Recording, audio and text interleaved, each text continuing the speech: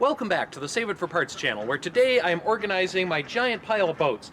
Now, I feel like I've organized this thing a few times this year, but it just keeps growing and expanding. I'm pretty sure they're reproducing back there.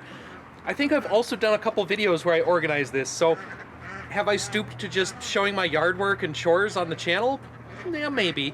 We're actually going to put up one of those carport things. But first we need to drag them all out, get them organized, clear the area so we can build the carport, and then figure out what's living in there, because I'm pretty sure there's a big woodchuck that's been living under the boats, and then a lot of the stray cats have been going in and out under there. So that's another reason I want to organize and re-secure some of these, so we have a little bit less creature habitat and fewer suspicious smells in the spring when we go to actually use these. Speaking of stray cats, here's one now.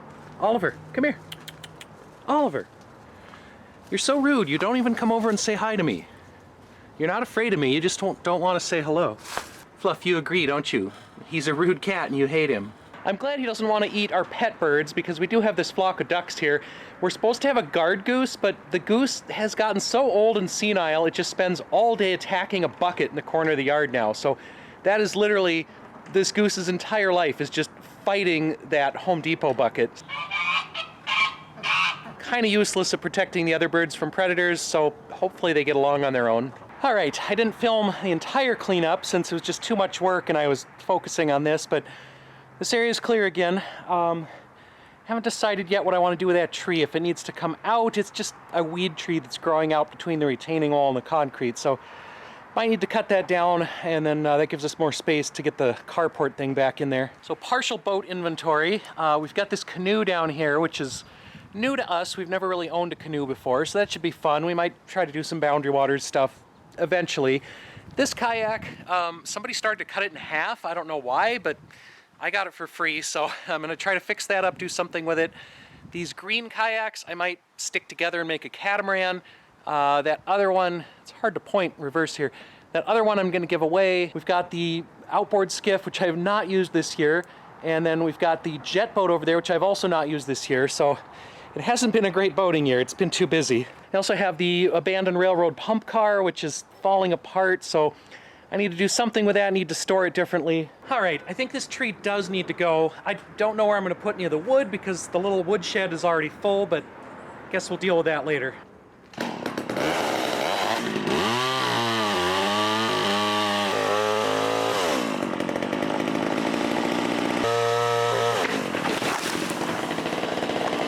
Alright, time to close up the garage, so I gotta go through and see if there are any cats in here. Alright, any kitties? Any kitties in here? Oh, yeah, there's one. Hi. Hi, it's Oliver. What's up? What's up? Is there a mouse? Hi. Hello. You're so intent on mice, you don't even care about me, do you? Well, there's the mouse hole. And there's one of the mice. Oliver, come here. Come get this mouse. So I got this carport from Advance Outdoors, which is probably fine. They had good reviews. Unfortunately, they shipped it FedEx, which was less fine. FedEx is the cheapest for a reason. So half the boxes are open, half of the screws are missing. Stuff is pretty mangled up. As usual with these imported products, the user manual is essentially trash. It's useless.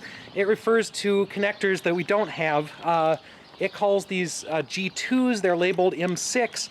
So I think these are the right ones, but yeah, the numbers in here have nothing to do with the numbers on the packaging, so kind of have to make these up as you go along. The manuals do not make it clear which side of these is up. You kind of have to guess and make sure you have these bolt holes down on both sides. I had to flip one of these around because I had it flipped over. And then we've got one or two holes here where, I don't know if I can even zoom in on that, there's like welding debris inside the threads, so I'm going to clean some of these threads out before I can get the bolts in. So the entire carport when shipped weighs several hundred pounds, and I think I found out why. At least one of the pieces includes free gravel inside. There's like chunks of metal in here too. Wow, there's all kinds of stuff in there. I don't know what this stuff is, but got a bunch of it. Alright, so another issue with the instructions. These claim you can attach these side poles to the uprights or the peak parts. That's not actually the case. You can't do that until you have the legs on, which is like clear at the back of the manual. So I'm not sure if the person who wrote this manual had ever actually seen this product. I have some slight FedEx related damage, nothing too terrible. I can bend all that back out.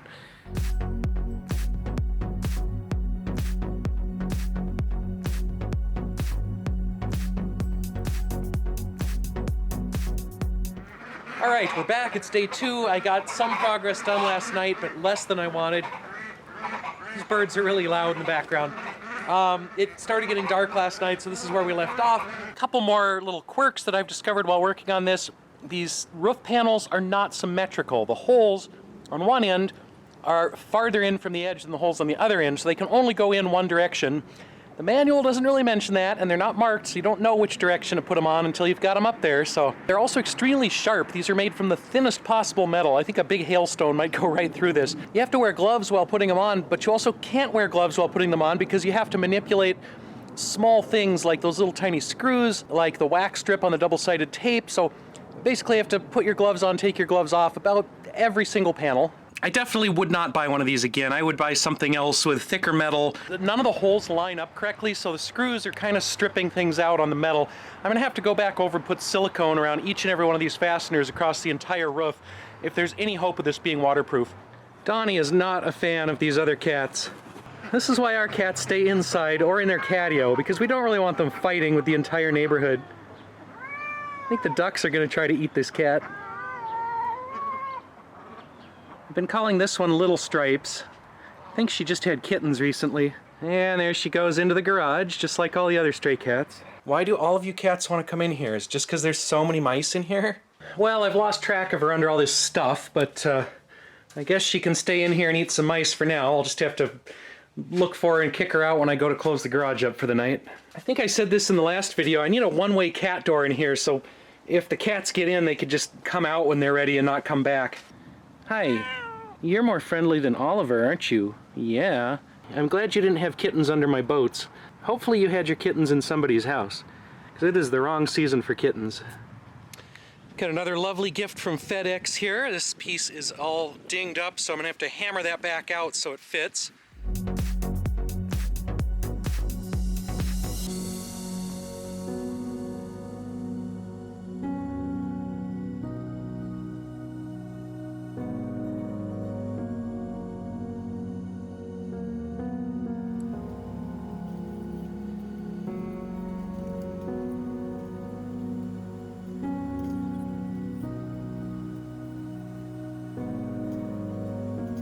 All right, we're getting towards evening number 2.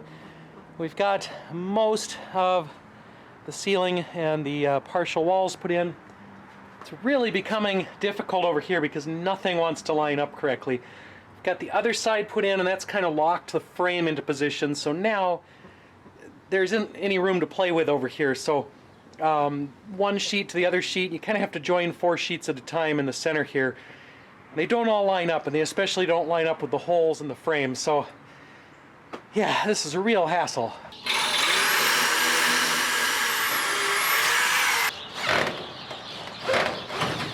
All right, it's day 3, and the carport is basically done.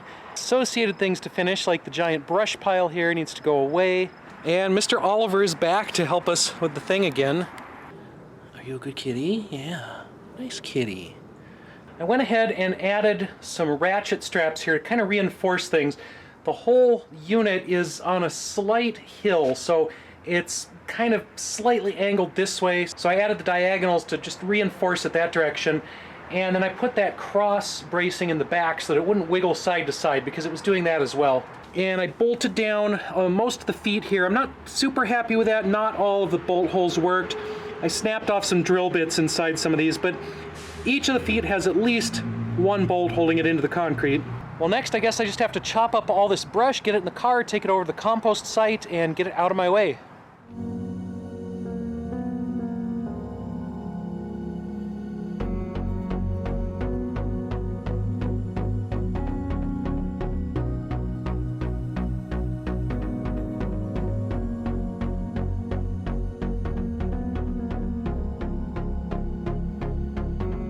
Alright, it was dark when I stopped filming before, so I forget where I left this, but we've managed to nest in most of the important vehicles. So we have the motor skiff over there, we have the train pump car in the back, we have Tuggy Tugboat kind of nested in on top of, or meshing into the pump car trailer, so that's going to be difficult to get out, but that's next year's problem.